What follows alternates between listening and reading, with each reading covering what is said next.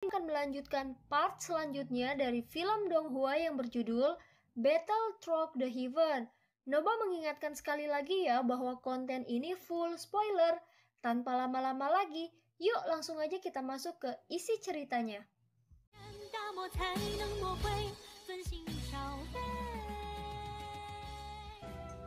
Melanjutkan dari cerita sebelumnya.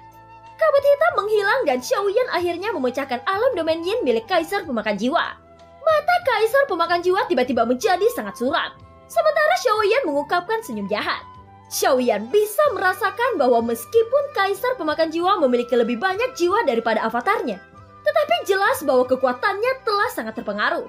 Jika bukan karena ini, Xiaoyan tidak akan bisa melawannya di sini. Dan Kaisar Pemakan Jiwa tidak akan kehilangan keunggulannya. Jika kamu tidak mengambil tubuh fisikku yang asli, aku pasti menghancurkanmu dengan satu telapak tangan. Ucap Kaisar Pemakan Jiwa menggertakkan giginya. Apa yang dia ambil sekarang hanyalah tubuh Raja Jiwa. Dan ada celah besar dibandingkan dengan tubuh aslinya yang dirampas oleh Xiaoyan. Meskipun ada puluhan juta jiwa saat ini, tetapi karena keterbatasan tubuh fisiknya, maka Kaisar Pemakan Jiwa tidak memiliki cara untuk menggunakan kekuatan dari begitu banyak jiwa dalam waktu singkat. Setelah beberapa pertarungan ini, kekuatan jiwa yang bisa dia gunakan sangat terbatas. Dan dia telah bertarung berulang kali dengan Xiaoyan. Sangat tidak mungkin untuk membunuh Xiaoyan dengan kekuatannya saat ini. Lupakan saja, kamu memang memiliki kekuatan yang sangat kuat. Tapi seperti yang aku katakan sebelumnya, tidak peduli apa, hari ini aku pasti akan menghancurkanmu berkeping-keping. Dan kemudian merebut kembali tubuhku. Ucap Raja Pemakan Jiwa meraung dengan suara rendah. Dia sudah menjebak Xiaoyan di tempat ini. Jadi dia harus memiliki kepercayaan diri yang cukup untuk membunuh Xiaoyan. Dan di bawah kakinya benua yang dibentuk oleh lusinan pulau adalah jawabannya.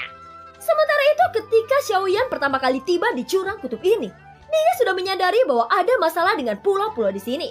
Hanya saja Xiaoyan tidak memikirkannya lebih jauh.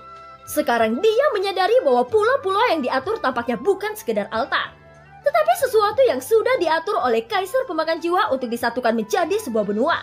Dan kekuatan pulau-pulau yang terhubung satu sama lain itu berubah menjadi formasi besar.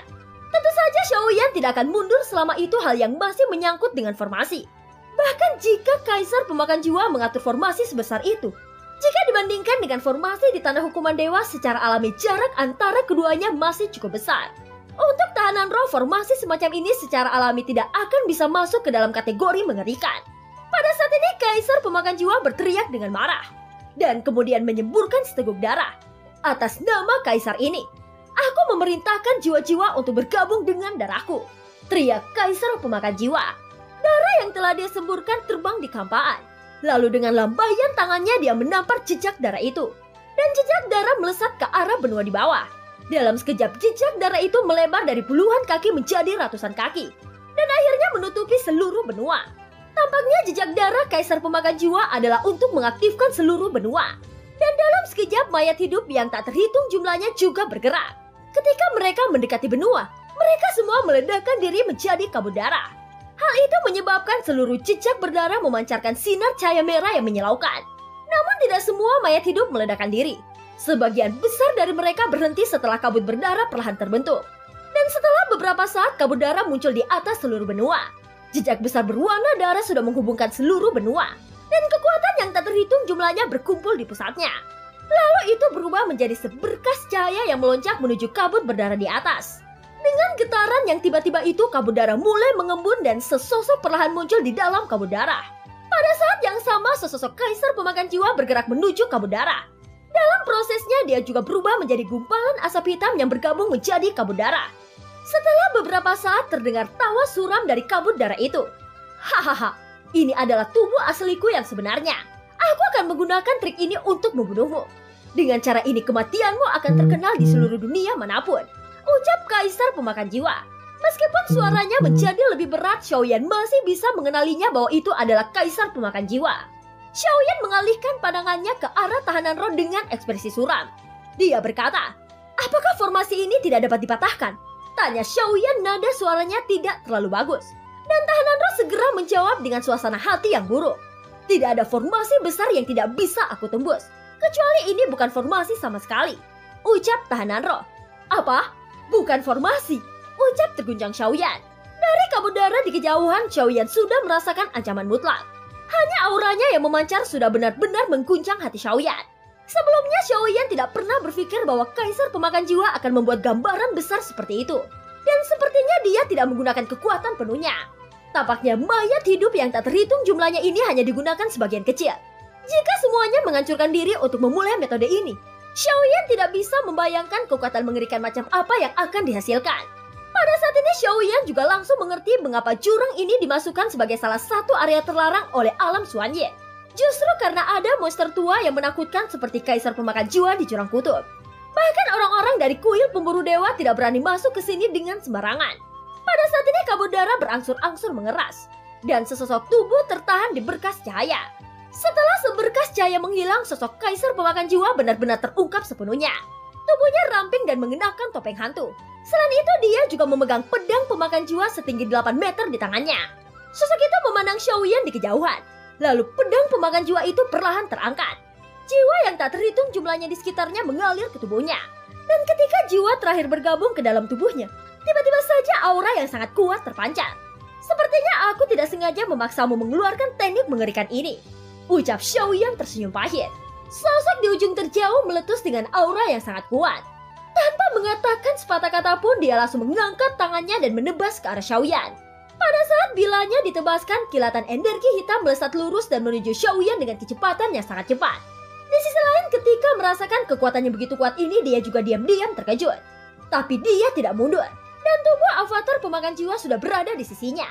Tentu saja Xiaoyan sebenarnya bisa langsung menggunakan labu dewa bermata 9 dan meminta kekuatan besar di dalamnya untuk membantu lagi. Namun untuk sekarang setidaknya masih belum mencapai situasi putus asa.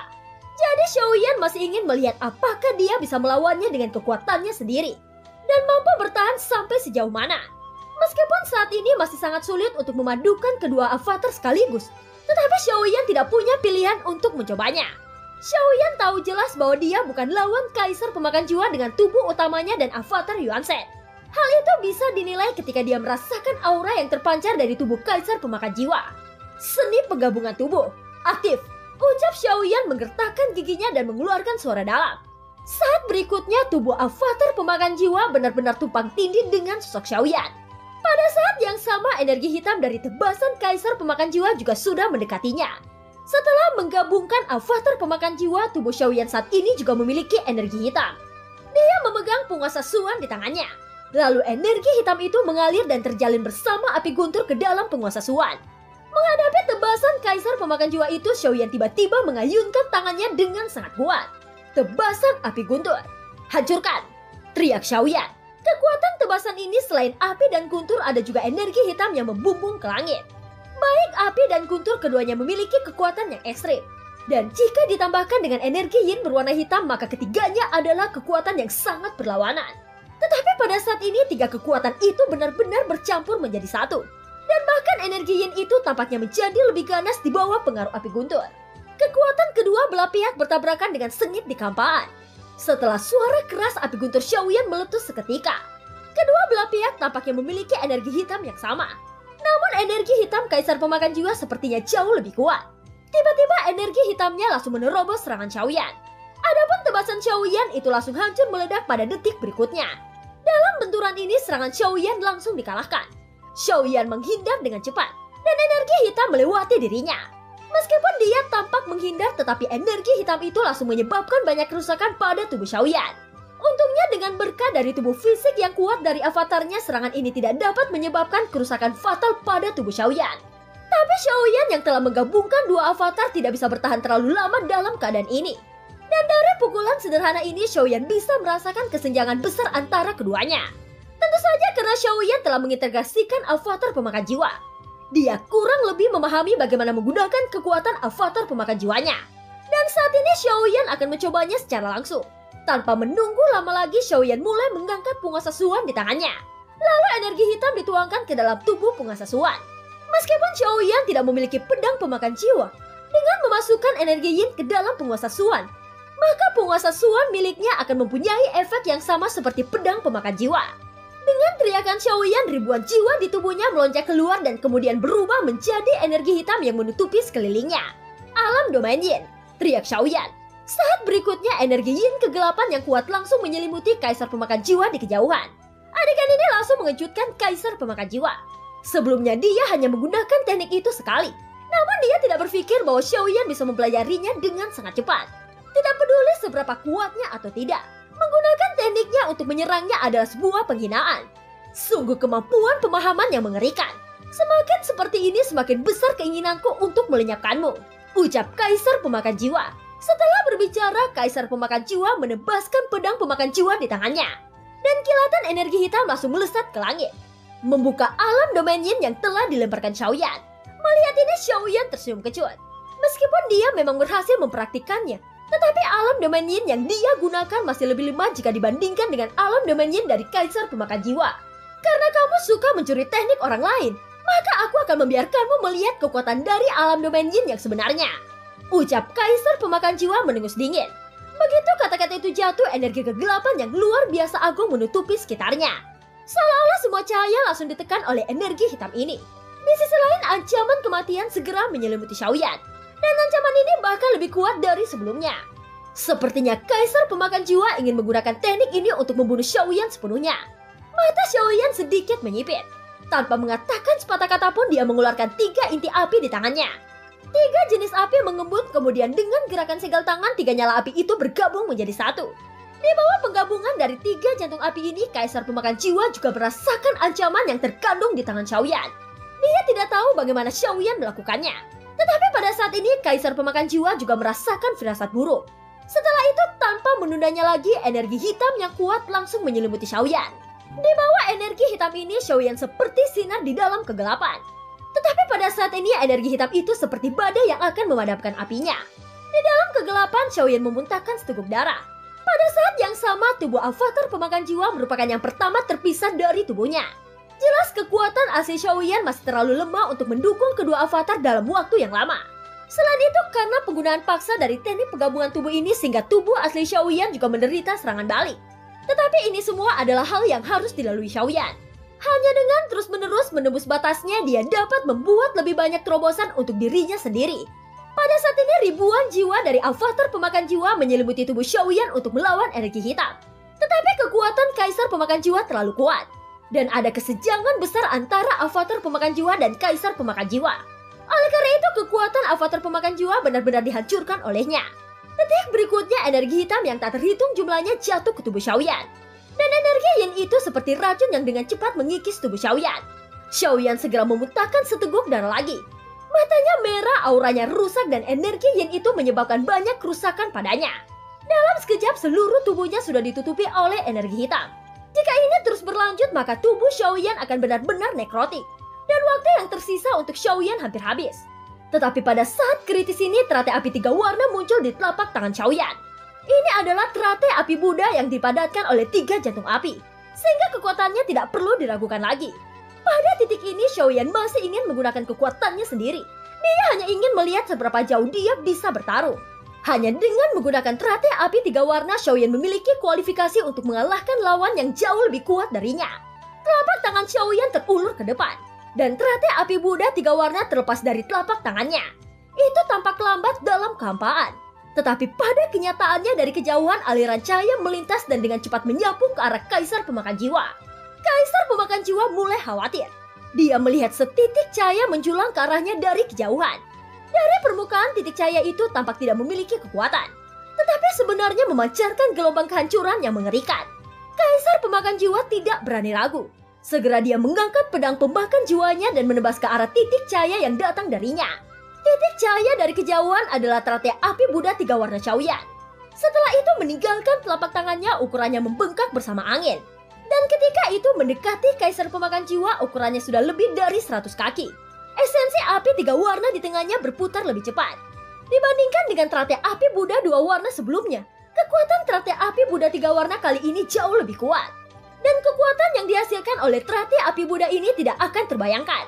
Alasan mengapa Xiaoyan tidak menggunakannya dari awal karena kekuatan penghancurnya terlalu kuat. Dan kerusakan di sekitarnya juga tidak dapat dihindari. Namun pada saat ini di kampaan sekitarnya tidak ada makhluk hidup selain kaisar pemakan jiwa.